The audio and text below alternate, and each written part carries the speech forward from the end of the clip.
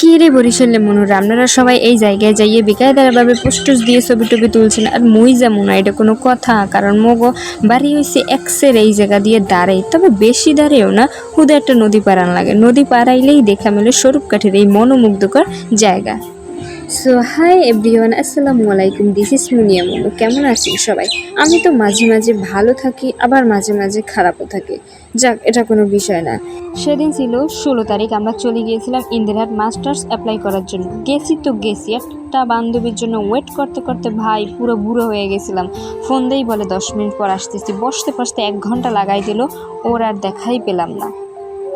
তারপর আমি আর আমান চলে গেলাম ওপারে, কারণ আমরা অনেক দিন পর বের হয়েছিলাম। ভাবলাম তোমাদের পছন্দের জায়গায় একটু ঘুরে আসি। এখানে বসে কিছু পিক ভিডিও নিলাম। খুব রোদ ছিল এবং ফ্রেশ বাতাস, পুরাই জোশ ছিল।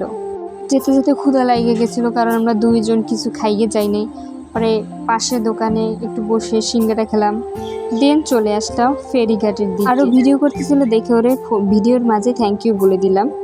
আর এই হলো আমাদের স্বরূপকাঠির আর এক টুকটু সৌন্দর্য, যেখান থেকে আমরা শরবত খেয়ে নিলাম। আর আমানের মাঝে মাঝে একটু ক্লিপ নিলাম, কারণ ওর এই ক্যামেরাটা আজকে ভাল লাগছিল এই জন্য। সো এইবার হলো বাসায় যাওয়ার পালা। বাসায় যাওয়ার আগে একটু ক্লিপ নিয়ে নিলাম।